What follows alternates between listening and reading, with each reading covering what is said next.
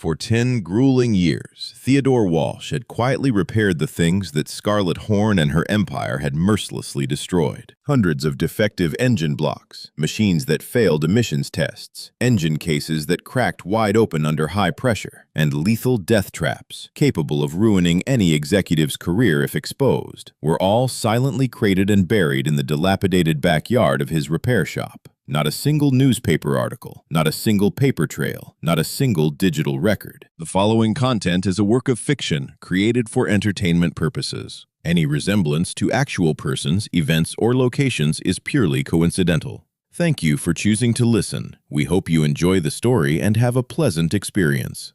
Just Theodore, his grease-stained tools, and a little girl who fell asleep every night to the rhythmic clinking of wrenches. He never once uttered a word of complaint. He silently took the money and silently kept all the evidence. Until 10 years later, when Scarlet Horn's colossal automotive empire officially collapsed and shattered under the weight of its own filthy lies. The powerful billionaire had nowhere else to turn but to drag her feet and knock on his door. For a decade, he had patched up everything her company broke, but now she had to humble herself and beg him to fix the one thing she was utterly powerless against: the truth. Close your eyes and listen.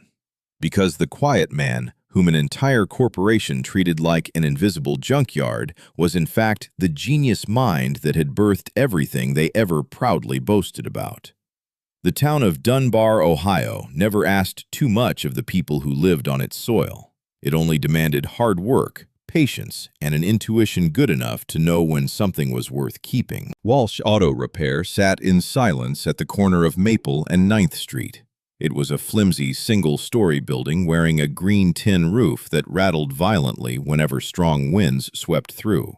The hand-painted sign hanging over the shop door hadn't been replaced since the day Theodore nailed it up himself. The paint had faded into a pale olive green, the letters leaning slightly to the left, but Theodore couldn't be bothered to fix it. Because in this world, there were far more important things that needed fixing. Every morning, he woke up at exactly 6 a.m., and the alarm clock was a useless luxury for him. His biological clock had memorized the time, just like a mechanic knows the anatomy of an engine block by heart, understanding it inside and out, purely by feel. He brewed himself a cup of coffee in the chipped mug he had used for 9 straight years, got dressed in the quiet darkness, and tiptoed down the hallway to his little girl's room. Luna was 6 years old. She possessed a head of dark, curly hair that stubbornly fought the comb every morning, and a ragged teddy bear she affectionately called Bolt, a companion that never left her side. Theodore would gently sit on the edge of the bed, patiently untangling each knot in his daughter's hair with the comb. Luna would slowly wake up, her big, round, sleepy eyes half closed, and a tiny hand already reaching out into thin air, searching for Bolt. "Is the horn truck coming again today, Daddy?" the sleepy little girl asked. The way she spoke didn't sound like a question, but rather how children ask to confirm something they already know the answer to. Theodore tied the final lock of his daughter's hair. "I think so, sweetheart." He dropped Luna off at Grace Tillman's house at 6:30 a.m. Grace, 53 years old, lived 2 blocks away and had taken on the role of bookkeeper for Theodore's shop since his 2nd year in business.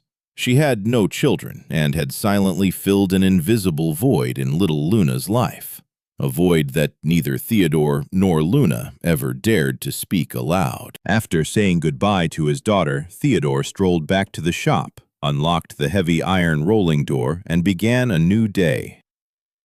40 miles east of Dunbar, the Horn Automotive Group reigned supreme in a magnificent 40-story glass tower right in the heart of downtown Columbus. Scarlet Horn had taken over the chairman's seat from her father when she had just turned 31. Over the past 5 years, she had poured everything into transforming it into an empire so massive that even if her father came back to life, he wouldn't recognize it. Every morning, Scarlet was already at her desk by 7:30 a.m. She wore her powerful black blazer with a giant LED screen behind her, displaying quarterly revenue projections. The meetings she chaired never started a second late. Decisions were made sharply, leaving no room for hesitation.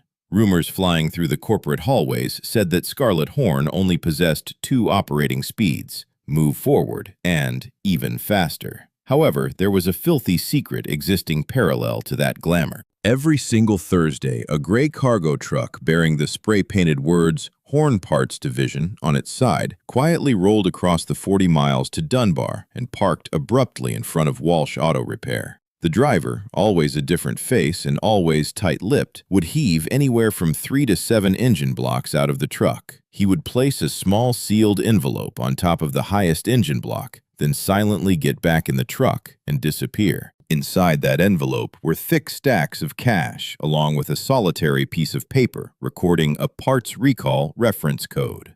There was absolutely no signature except for a lifeless rubber stamp.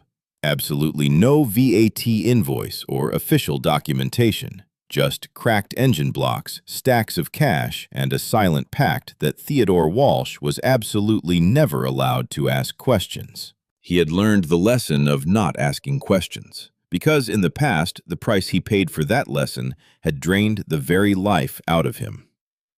Bookkeeper Grace Tillman stood at the shop door, pushed her reading glasses up to her forehead, and frowned as she watched Theodore receive the shipment that Thursday morning. "The V8 block they sent last week," she spoke up when the gray truck had vanished past the intersection. "I looked up the manufacturing code. That's the third engine block shipped from the exact same production batch in just the last 5 months." Theodore squatted next to the nearest engine block, running 2 fingers along the scratched cylinder wall. He didn't answer immediately. The silence thickened. "I know," he finally answered in a deep voice. "I labeled the 2 previous ones exactly the same." Grace opened her pale yellow briefcase and held it out in front of him. Inside were high-resolution close-up photos, sheets of paper covered in handwritten analytical notes, and a printed checklist with manufacturing codes highlighted in blinding neon yellow. She had been quietly doing this work on her own personal time because she was the type of person who believed in an eternal truth. Everything in this world needs to be documented with evidence, even when that evidence doesn't seem to offer any immediate benefit. Theodore took the briefcase, staring at it for a long time. "Put it with the other files," he said softly. He had repeated that exact command hundreds of times over the past 10 years. Grace always nodded and obeyed. A discussion had never arisen between them about what that massive pile of files was being kept for, but deep down, both of them knew exactly why. The storage room at the back of Walsh Auto Repair housed 5 large steel filing cabinets. Each cabinet was painted a distinct shade of pale blue, a color that Theodore had personally mixed and chosen, without really understanding why. He only knew that the blue matched exactly the color of the walls inside the break room at the Horn Automotive Engineering and Research Facility. That was the place where he had dedicated the 12 most brilliant years of his youth, the place where he had chewed on hurried lunches, tirelessly written thick technical reports, and also the place where, on a Tuesday in March, 11 years ago, he had engaged in a fiery argument with a man named Oliver Marsh over a fatal structural flaw in the HX4 engine line. That's right, before becoming a lowly mechanic owning a rundown shop, Theodore Walsh was a senior engine design engineer at the Horn Automotive Group. He was a mechanical genius, not the type to create flashy tricks to fish for hallway compliments, but the type who excelled in absolute silence, meticulous to an extreme, the vital trait needed to keep massive machines from blowing up while running. The HX4 engine line was largely his own flesh and blood. The geometric structure of the combustion chamber, the precise timing sequence of the intake and exhaust valves, the delicate combination of alloys in casting the cylinders. He had locked himself in the lab, solving those equations for 2 grueling years. When the first engine block went into mass production, the name Theodore Walsh was proudly printed on all internal design documents. But then the wheels of fate crushed his life. Claire, the wife he loved more than life itself, was killed in a tragic traffic collision on a dense, foggy Tuesday night in November. At that time, little Luna was barely 8 months old.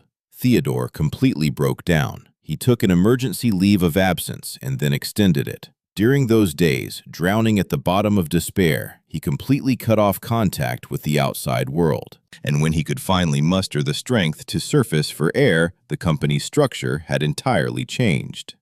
Oliver Marsh, the man who once held the title of Vice President of Product Division, had despicably taken advantage of his absence. He secretly erased Theodore's name from all patent applications and brazenly credited the entire design of the HX4 line to a team of engineers that Theodore hadn't even worked with. By the time Theodore realized the cruel reality that had just crashed down upon him, he was left completely empty-handed. He had no money to hire a lawyer to sue and no strength left to fight a prolonged legal battle. He could only cradle his bleeding heart, leave the glass tower, and open this repair garage. Horn's first shipment parked in front of his shop exactly 14 months later. The very moment he saw the shattered engines, Theodore understood everything. The engine blocks being secretly smuggled out to a repair shop in this rural town were absolutely not standard wear and tear defects. They were machines carrying a fatal systemic flaw. And more horrifyingly, it was the exact technical flaw he had written an emergency warning report about that spring, right before he took his leave of absence. A report that was personally signed for by Oliver Marsh, and then made to vanish without a trace. Someone in the top brass at Horn was using Theodore's garage as an illegal dumping ground. They actively filtered the fatal engine blocks out of the internal inventory system before any auditors or safety regulators had a chance to catch on. Then, they scattered this garbage to third-party shops where they would be quietly repaired or crushed into scrap, severing all paper trails that could lead back to the corporation.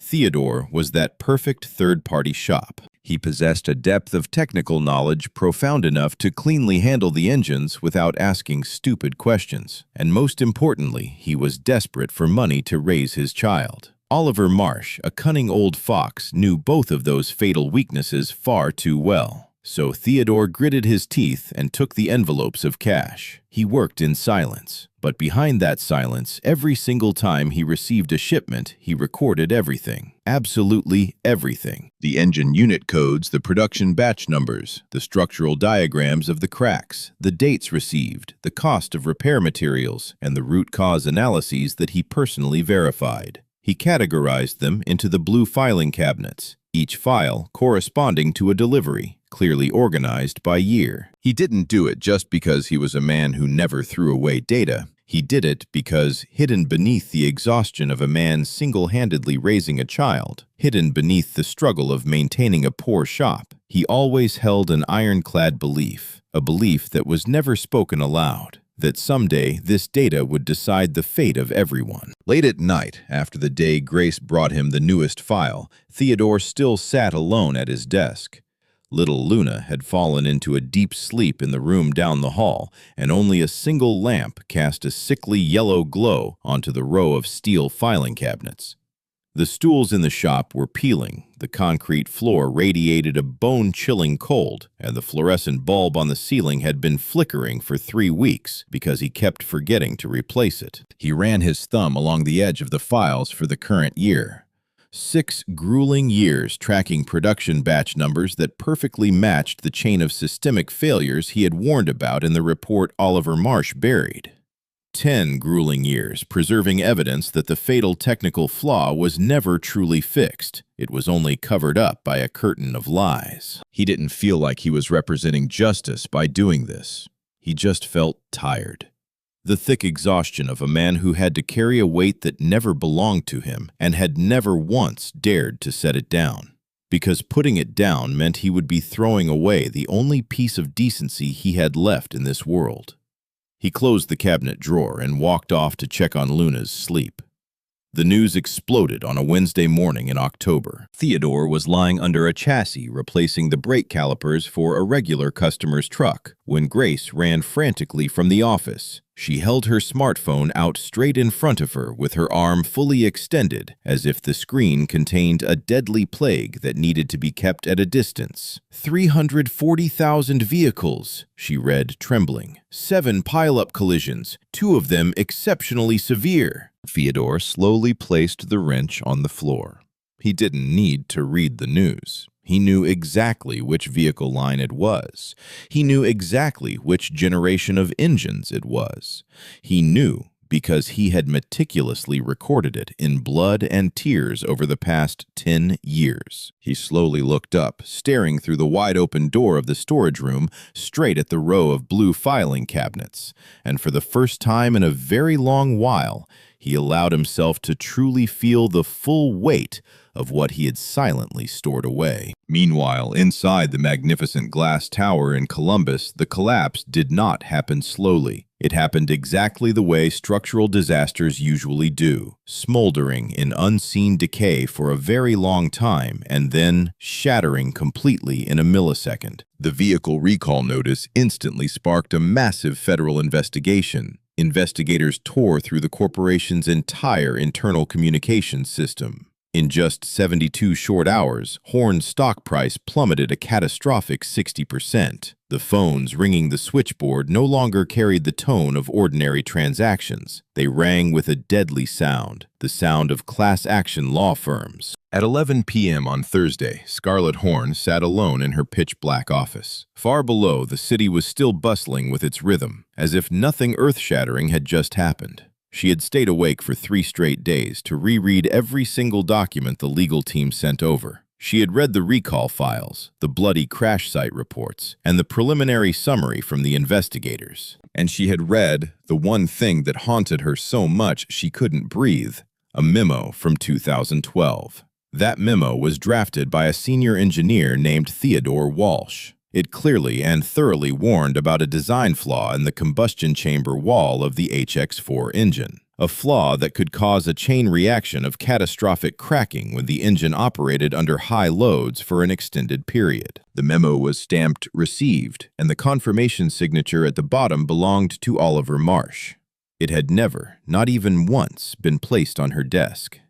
Her personal lawyer, a petite but incredibly sharp woman named Diana Cole, had called her that afternoon with a cold, life-or-death assertion. To survive the tragedy waiting to swallow her alive, Scarlett had to find an independent technical witness, someone capable of proving through records and data located outside the company's deceitful storage system that this technical defect was a structural flaw that had existed for a very long time, and the decision to cover it up was made by lower-level management with zero involvement from the executive board. The only person outside the Horn Automotive Group who had directly handled those engine blocks and possessed an engineering background profound enough to testify about their chain of systemic failures was Theodore Walsh.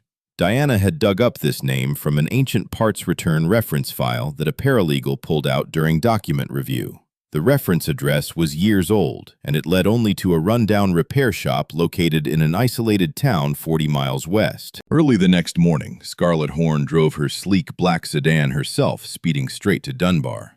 It had been 4 years since she had driven herself anywhere. Theodore was sliding under the chassis of a pickup truck when the sleek black sedan pulled abruptly into the front yard of the shop. He heard the car door open, slam shut, and the distinct sound of heels clicking on the concrete. Not the hesitant clicking of a stranger unfamiliar with the greasy environment of a machine shop, but a decisive, calculated, and powerful sequence of sounds. He slid the creeper out from under the car and slowly stood up. Scarlett Horn in real life looked entirely different from the commanding portrait in the business sections of major newspapers. The blazer she wore still exuded the luxury of expensive fabric, but the arrogant aura was gone. Her hair was still styled, but clearly not recently maintained. The dark circles under her eyes betrayed utter exhaustion, the kind of fatigue that sinks deep into your bones and cannot be cured by any amount of sleep. "Theodore Walsh," she spoke. It wasn't a question. "I know who you are," he replied in a flat tone.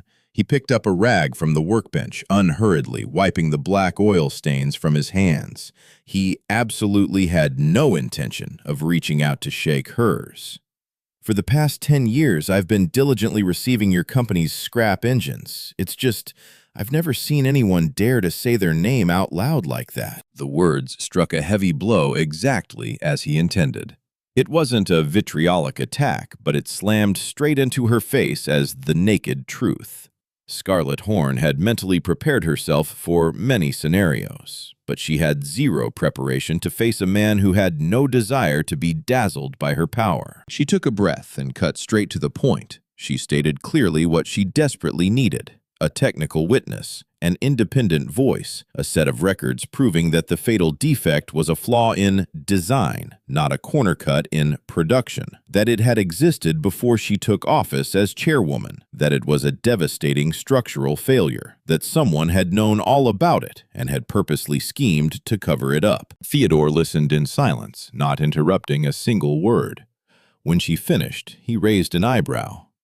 "So, what did you bring to trade?" She coldly threw out a massive figure. Theodore looked out into the yard through the wide-open shop doors. There, Grace Tillman was leading little Luna on a slow walk in circles, one of the little girl's hands holding hers, the other tightly clutching Bolt, the bear. He pulled his gaze back. "That's not what I need," he said. "Then what do you want?" She frowned. He turned around, looking straight into her eyes, not with malice, but with the directness of a human being who had locked himself in a room with the truth for an entire decade and no longer had the capacity to tolerate any falsehood. "I need you to pull up a chair and force your eyes to read through 10 years of data records with me," he commanded fiercely. "And when you finish the final page, I need you to open your mouth and tell me whether you truly knew about this crime or not." Scarlett didn't answer right away. The entire room froze in extreme tension. Just then, Luna pushed the side door and stepped into the shop. She glanced at the two adults with the carefree and joyful curiosity of a 6-year-old, entirely unlearned in how to recognize the deadly atmosphere in a room.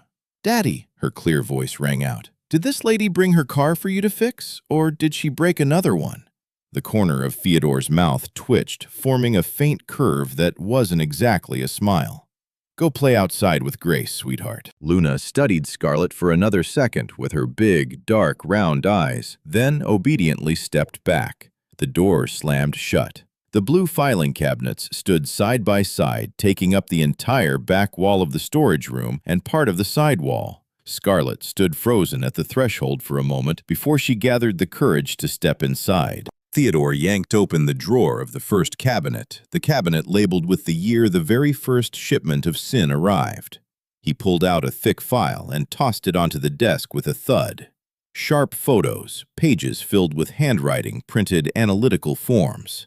Every single detail was clearly dated. Every single document bore his personal confirmation signature. The shipment arrived on a Tuesday in February. His voice was steady. Batch code 7743 Echo.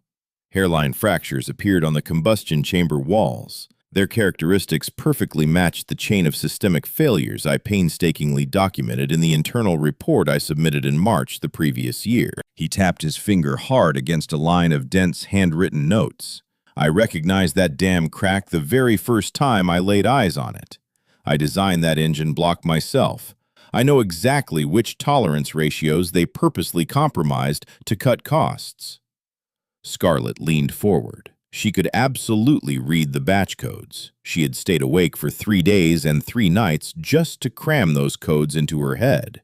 "This code," she gasped, her voice trembling, "is right on the emergency recall list. Most of them are on that list." He walked silently to the next cabinet.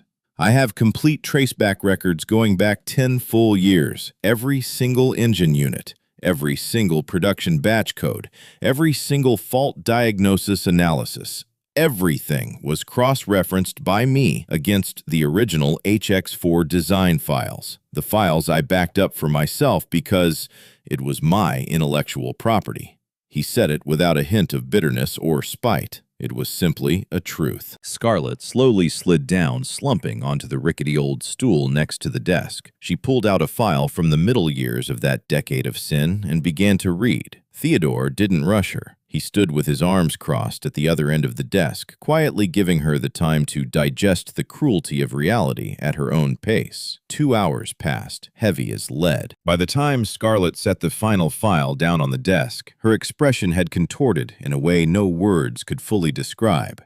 She looked exactly like someone who had spent their whole life preaching from a Bible, only to suddenly have a different, more brutally real Bible shoved into their hands, instantly shattering every belief they once worshipped.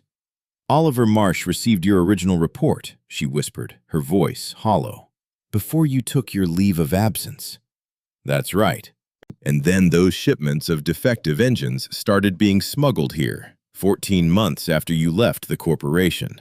The first shipment consisted of 3 engine blocks, the same production batch, the same combustion chamber fracture.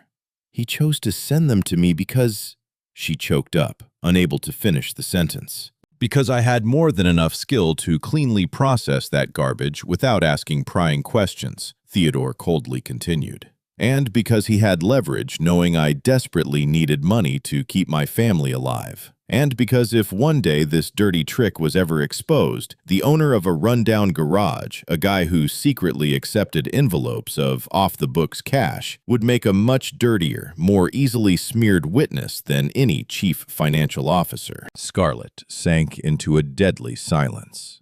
Through the thin walls of the storage room, they could hear Luna humming some nameless tune out in the yard.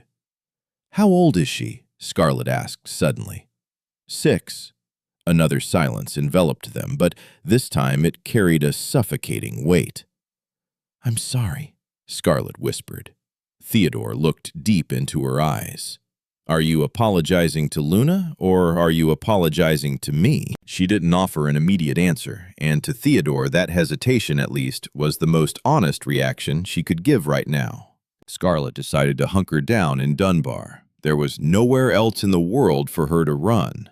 The press and media were swarming her glass tower in Columbus like starving flies, and her personal lawyer had fiercely advised her to absolutely stay out of the public eye until the preliminary files were fully submitted. She rented a shabby room at a motel at the end of the town's main street and showed up at Theodore's shop every day at 8 a.m. sharp. Together, they buried themselves in the massive pile of files, Theodore, Scarlett, and Grace. Together, they built an ironclad timeline connecting his first warning report in 2012 all the way to the final shipment of sin that landed just last month. Grace meticulously cross-referenced internal batch codes with the vehicle recall lists published in the press. Her eyes were intensely focused, carrying the immortal faith of someone who always believed numbers, if recorded honestly, will eventually speak the truth on behalf of humanity. On the second morning, Scarlett accidentally picked up a socket wrench from the workbench, and she held it with the wrong grip. Theodore didn't say a single mocking word. He leaned across the desk and gently adjusted her hand. He didn't purposely demonstrate it to show off. He simply corrected her mistake exactly the same way he would with any clueless apprentice mechanic walking into his shop. Scarlett obediently accepted the adjustment without complaint.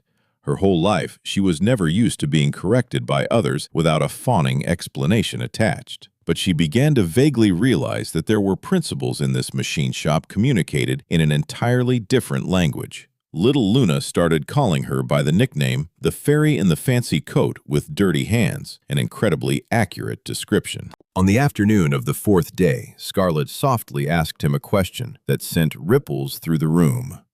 Why hadn't he ever thought of bringing this mountain of evidence to light sooner? "When Luna just turned 3, he answered in a deep voice, I had exactly $400 left in my savings account, and I was holding a mountain of files that if I wanted to expose them, I would need an entire army of lawyers to present in court. And Oliver Marsh, he holds an entire legal department of a billion-dollar corporation in his hands. I did the math for my own life. He didn't say those words to beg for pity. He was merely presenting objective data. That's the terrifying dark magic of power systems like the corporation you run," he continued, his eyes never leaving the feeler gauge he was fine-tuning on the engine block in front of him.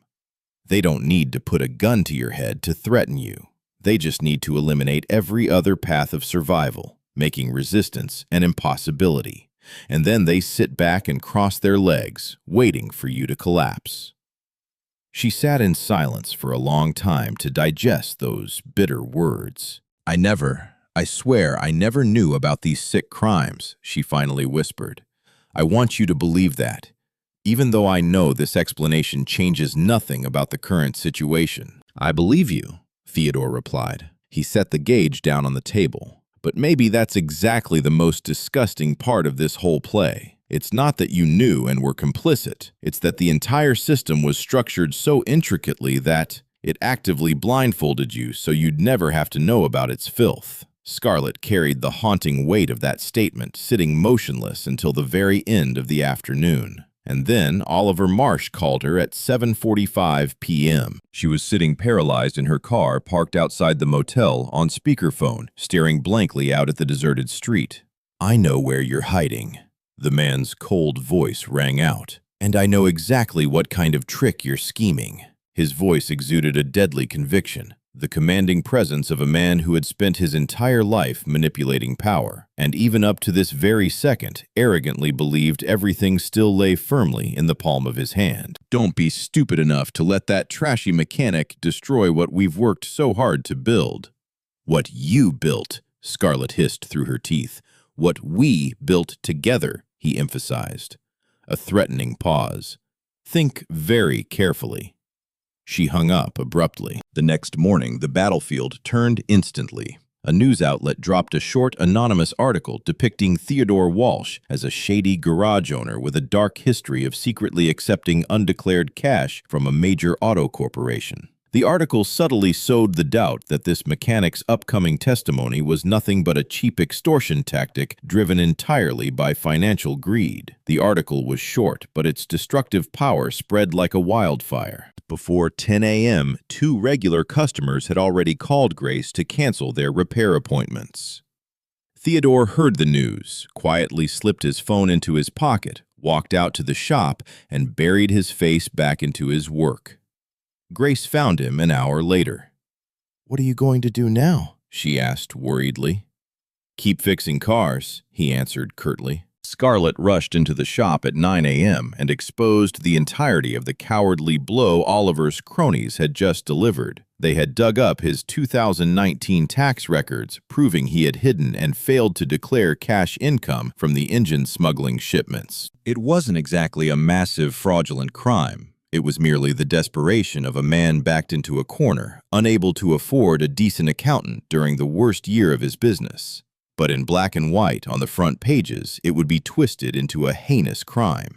"You need to know this," she said with a tense expression. "If the situation keeps getting worse, if he finds another weakness—" "Then it gets worse," Theodore interrupted coldly. "I didn't do anything evil. I only did something shady because my life was too dark at the time. Those are 2 completely different concepts."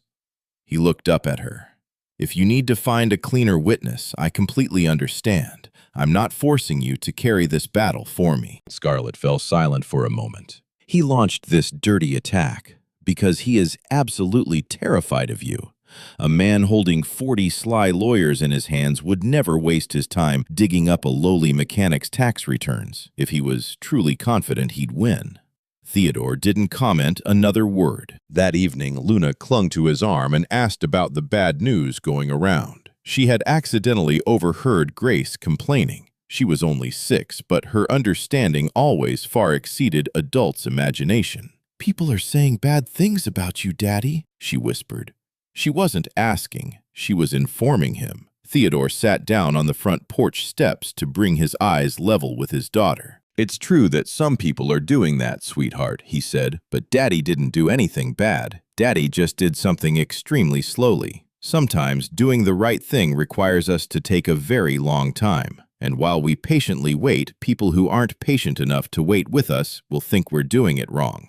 Luna frowned, thinking extremely hard. "Is Miss Scarlett waiting with you?" she asked. "I think she's starting to learn how to wait with me," Theodore smiled. It was Grace who found the coup de grace. She had frantically scoured through all the 2016 files, the darkest years, the files that Theodore had recorded and hidden most densely. She found it at 11:47 p.m., when Theodore had long since gone home to sleep, and she was supposed to have locked the shop up over an hour ago. Trembling, she lunged for the shop's landline. "Get back here," she yelled into the phone. "Right now!" The file she threw in front of him bore the timestamp of the 3rd week of March, 2016. Inside was a standard delivery receipt for a batch of 6 engine blocks, and stapled securely to the back of that receipt, tucked away inside a plain white envelope, was a handwritten post-it note on official Horn Automotive Group memo paper. The handwriting was unmistakable. It belonged to Oliver Marsh. Theodore had once had to read hundreds of his internal memos to recognize this handwriting with absolute certainty. The note exposed a barbaric order. Get rid of this garbage. Absolutely do not log it into the system. O.M. The batch code written on that receipt was a 100% perfect match with the code of the engine block from the horrific 2022 crash report. A man named Dennis Greer, 41 years old, a father of 2, was driving a car with a fatal engine from that exact batch. As the car was hurtling down the highway, the combustion chamber fracture caused the engine to seize abruptly. He was lucky to escape with his life, but he would be permanently confined to a wheelchair for the rest of his days. Theodore read that note over and over again, twice. He pressed it flat against the desk, examining it under the glaring light. Scarlett rushed to the shop just 15 minutes later. She stood silently before the desk, read the note, and couldn't utter a single word for a full minute. "He turned your shop into a secret vault," she whispered, her voice shaking with horror.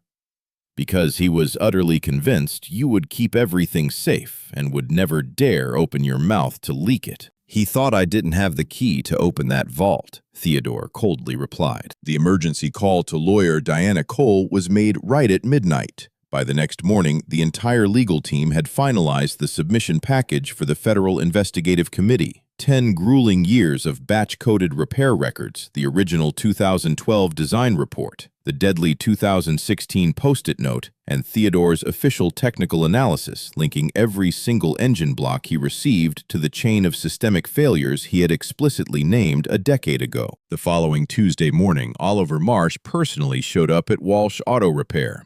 He showed up alone, no escorting secretaries, no majestic motorcade. He drove a silver sedan himself and parked it in the lot with the perfect neatness of someone perpetually obsessed with maintaining a facade of orderly control. He wore a tailored suit worth more than a month of Theodore's blood, sweat, and tears.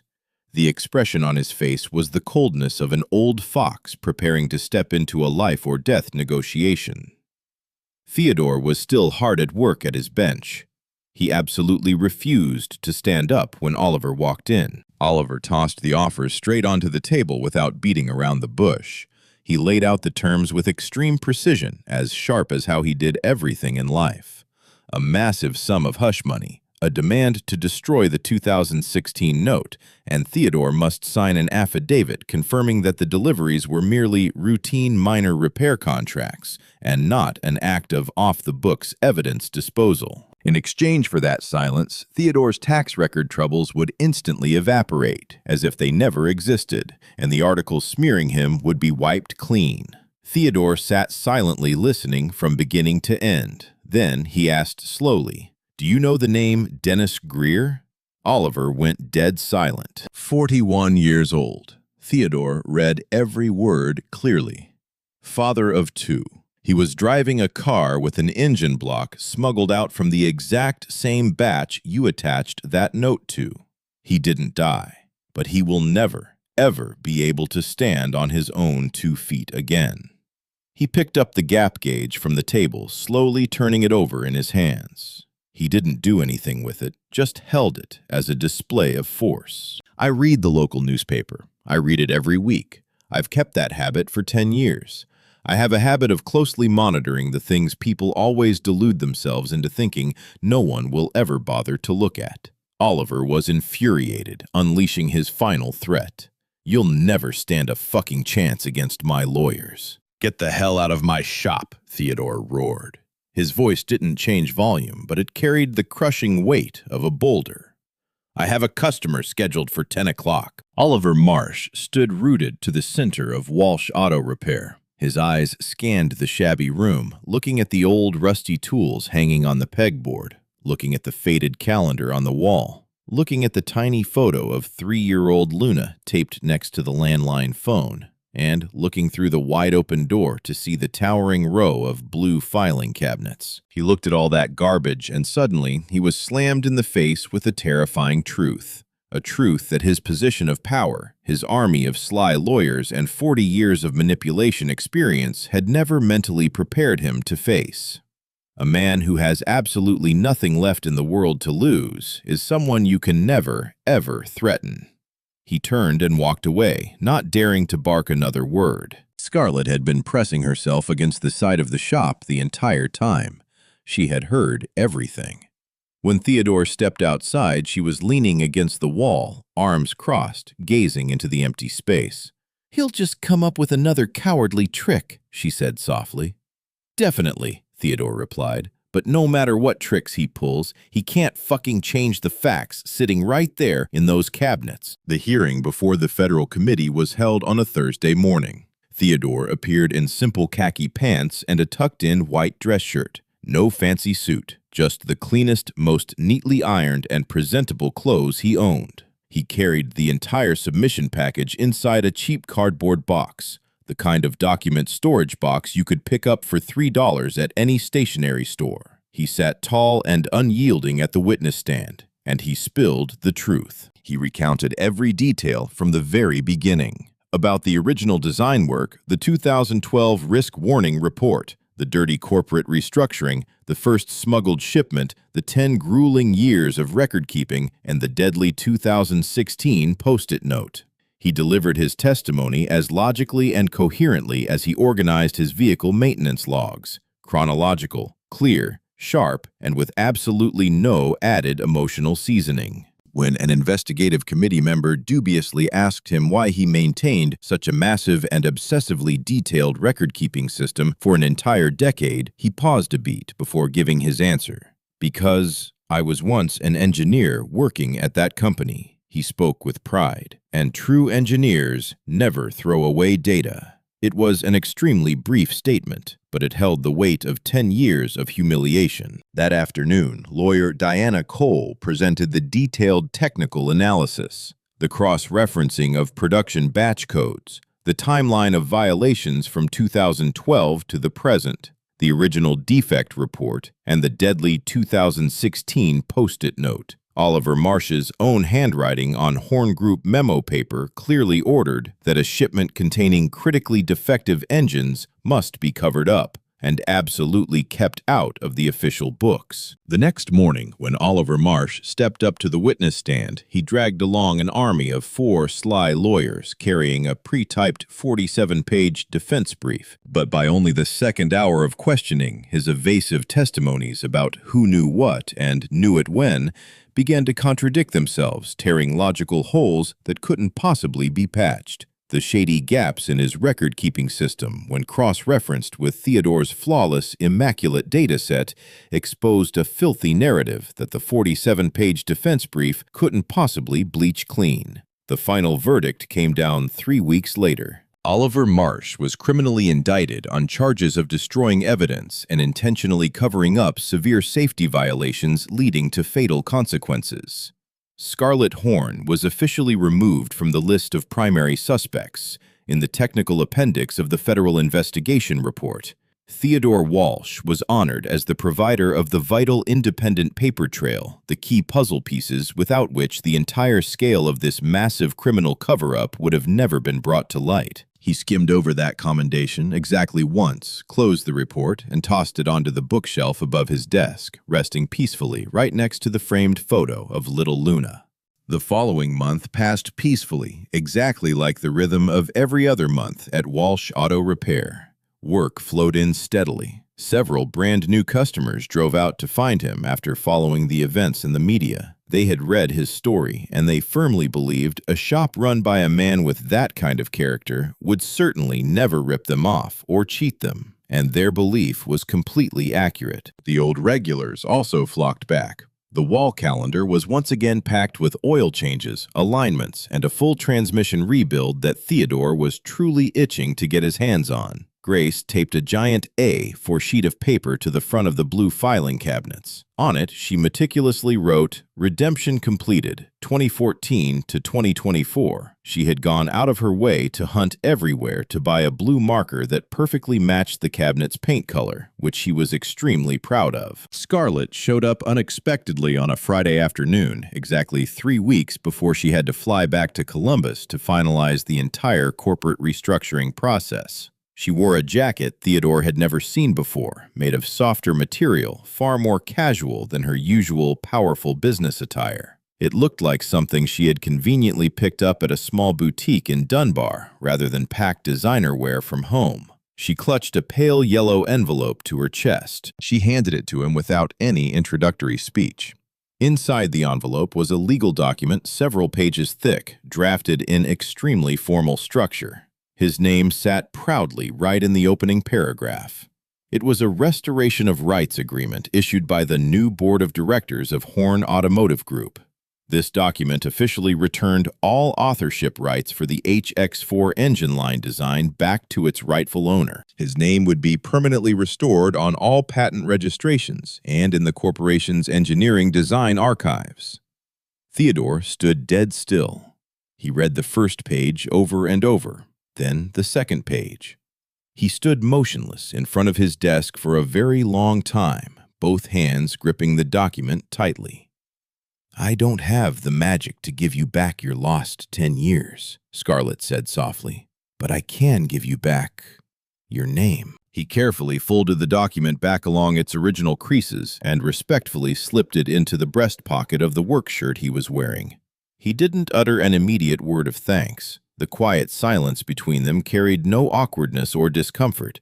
It was the peaceful silence of a room where a 1,000-pound boulder had finally been set down after being carried on hunched shoulders for far too long. "After all this mess, did you learn any lessons for yourself?" he asked, breaking the silence. She thought deeply. She genuinely dug into that question. The way she reflected so sincerely was exactly the same way she had poured all her focus into reading every page in those blue files that day, and he deeply respected that quality in her.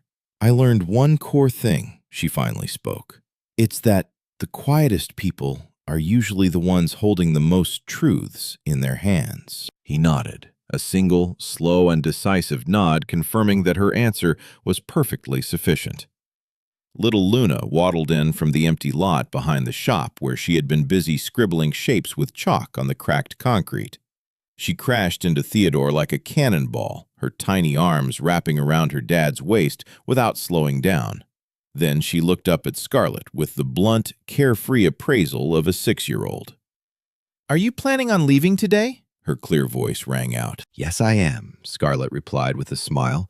She slowly knelt down to bring her eyes level with Luna, an action that 3 weeks ago she wouldn't have dreamed of doing so easily and naturally. "But I will always remember this place." Luna weighed those words with a seriousness she always applied to macro-philosophical issues. "You have to remember it really well," the little girl clearly instructed. "This is where my daddy fixes cars. This place is not somewhere people can just bring their trash to throw away and then wipe their hands and forget about it." Scarlett stared at the little girl in shock for a moment, then turned to look at Theodore, then back to the little girl. "I know," she whispered, her voice choking up. "I truly understand that difference now." Theodore walked side by side to walk her to her car. The late afternoon sun cast sickly yellow rays stretching lazily across the rusty green tin roof. She initiated a handshake. Not a polished, ceremonial handshake to close a billion-dollar deal. It was simply the ordinary touch of two ordinary people, silently acknowledging each other's presence and worth. He stood there, hands in his pockets, watching the sleek black car glide out of the lot, turn east, and speed down the highway back to Columbus, back to the magnificent glass tower, and back to the task of rebuilding something that had been rotting and broken from its very roots for far too long. Then he turned his back, stepping inside the shop. For 10 grueling years, Scarlett Horn and her empire had used the backyard of Walsh Auto Repair as an invisible junkyard to discard and bury the crimes they lacked the courage to carry. But what she could never comprehend was that Theodore Walsh had meticulously picked up every single one of those guilty shards. He didn't do it because he was forced to. He didn't do it because it benefited him. He never calculated or devised a grand scheme to use them to overthrow anyone. He picked them up simply because he was a man who never allowed himself to turn a blind eye to things that were broken. He always had to stop, see where the crack was, what it represented, and whether someone in this world at some fateful moment could use these shattered pieces to piece together a picture of the truth. He was right all along. He had always believed those fragments would one day decide the fate of everyone. He just never could have expected that, to wait for that one day, he had to trade a whole decade of silence and humiliation.